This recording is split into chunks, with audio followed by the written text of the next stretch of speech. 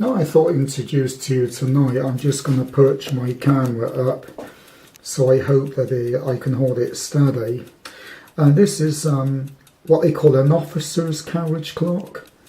And we'll just back it off so you can see. We've got the key, the nugget of metal, and it's a Roman glass dial. It's had been worked on a few times, but it's in fairly good condition. Looks as though someone's trying to muck around with the hand centre, trying to make it fit better. Probably better just to leave it alone and bush it rather than try to solder it and then make the hole bigger again. I think that's a bit of a mess really. But apart from that, it's in good nick. Apart from that, the back case is a bit spotty, as you can see. This is due to obviously age. Now I'm going to put the clock down. Well, oh, actually, if I do that, I can actually, hang on, I just realised something. If I do that, I can actually hold the clock up, and then I don't need to hold the camera. I can just move it towards the camera or away from it. Here we are. What a clever man I am. So there we are, there's the officer's clock. And what we're going to do now is we're going to remove the back, and you just pull it up, and what we're going to do is shine the light, get a bit more light into it. This is a cylinder escapement clock, or as I refer to it, a Highlander, and it was made in the 1890s. Oops, hang on, it's just dropped down. It was made in the 1890s, and we'll just take the back off. Hang on a minute, I'm just going to get the piece of paper I wrote on.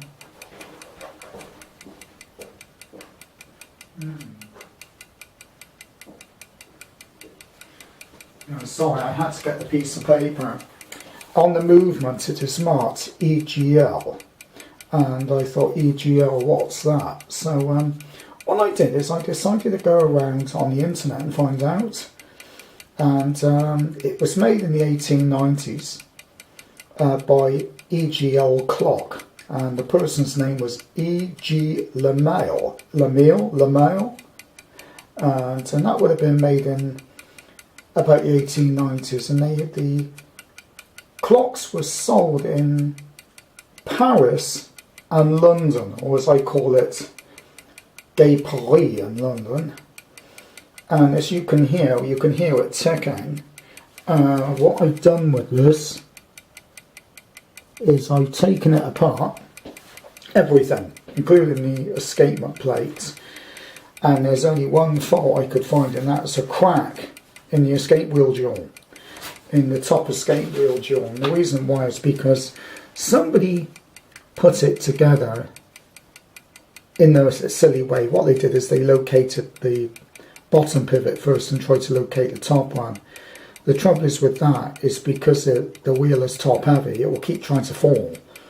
And they basically, well, let's push the plate on it and then move it till it clicks. If you do that, you end up cracking the jaw as it sort of clips off into the hole. And this is what they've done. What I do is remove both cocks, put the wheel in, put the top cock in, turn it upside down, line it up with the top one, then put the bottom one on. That's how I do it, and then you don't crack the jaw. That's the way. Now, I'm not a clock mender by any means, but even I knew that that was probably the best way of doing it. The other thing was that the balance wheel has had a new base jaw, and there was something underneath stuck to the balance cock. I removed that. When I put the balance cock back in, the wheel was dragging. So I had to make a little tiny gasket. And what I did is I got some acid-free computer paper. And if you have a look, I made, it's gone now. I'll try and see if I can hold it.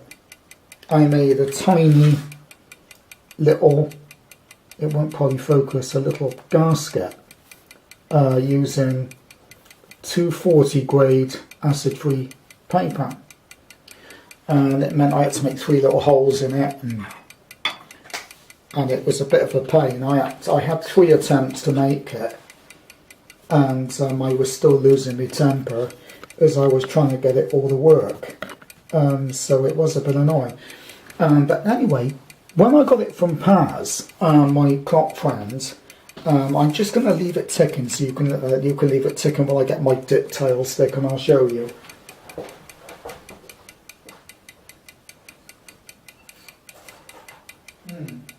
I can only find my thing for putting watch pins in. On the end of the balance wheel, you'll notice there's, I'll just stop it, there's a little pip here. See that little lump on the balance wheel? That is the locking peg, the banking peg.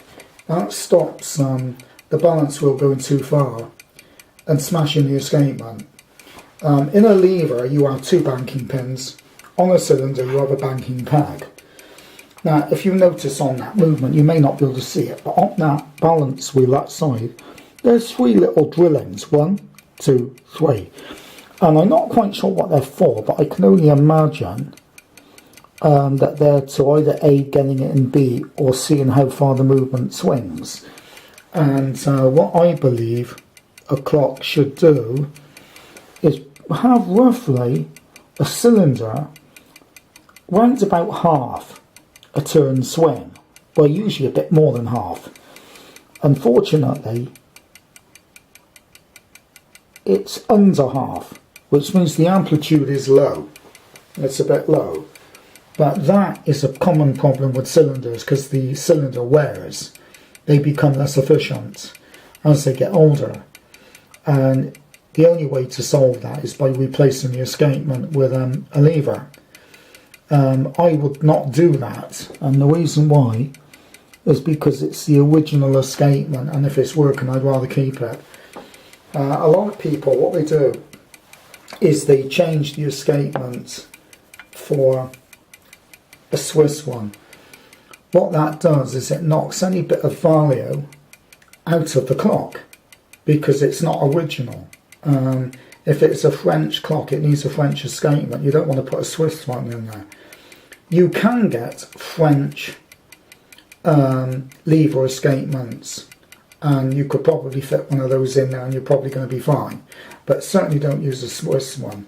The other thing about clocks is usually inside the lid it will tell you when it was actually serviced and who actually did it. And if I put this up against the clock here, you'll notice that back is there, and it looks as though it was worked on the 3rd of the 10th 94. It was worked on the 16th of the 1103. It was also worked on the 10th 99. So it's been 99, 94. So it looks as though for the last owner that had it serviced about every 5 years, which is what you should do. 3, and then 99, 4, 4, that's 5, 99, that was 4 years, so it's about every 4 years he's had it done. And it seems to be working quite well, but obviously there has been a few things worked on, and perhaps it could have been a bit better. This clock has been totally taken apart and the plates cleaned, as best as could anyway, and all the wheels came out and they were all cleaned, and there was no damage to report. The plates were okay. It's had 3 new bushings on the back of the plate. There was a slight worn bushing on the front, but it was not enough even for me to even think of having it replaced, I don't think. And that was on what I call it the 8-day wheel. It's the wheel that goes onto the drum, which makes it an 8-day clock instead of a 30-hour. The bush was very slightly worn on that, but it's probably going to be fine. The The other smaller gears are more critical because they got much smaller pivots, and the pinions are a lot smaller and they're more easy to damage. So I'd be more worried about those. And as you can see, the lump is just coming on that third line. So before it wasn't moving as much as it is now. It was barely ticking over. So it's improving. So whether the oil will work round into it, I started at 11 o'clock taking the clock apart. That was this morning. And 11 and 12 1. It took me 2 hours to strip it down and clean it. And that includes taking the balance plate apart, or the escapement plate. So there we are, it all seems to be working. And the back just fits on like that. It's made in 3 pieces. It's a china face. You got the back, the drum bit, and everything else, and the front and the glass. As you see, it's a very nice drum clock. I bought it from a local dealer who deals in clocks that aren't serviced, they're just as they are. And with a key, he charged me £100 for a service one of these on eBay. Someone's got one of these that's serviced, absolutely identical to this one. It says VAP on it instead of E.G.L, and it's £325. So my £100 is done well. The only thing is the key, it could do with a different key. The key bit at the front here that turns the hands is a bit small, so I could do with another key. I'll see if I can get another key from somewhere. But it's in perfect working order. The case is quite nice. It's aged, but it's a nice case. Now the one the guy wants £325 for, the back is dented, the side is dented, and the bezel's dented.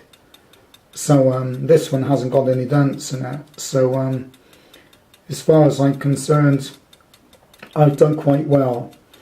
And I've fallen in a bucket of manure and come up smelling of flipping gladiolus. So anyway, I'm hoping that you've enjoyed this video on this E.G.L clock, Harrison Londonium, made I think about in the 1890s in Paris, and or it could have been Londonium because it says Paris and London on the website when I checked.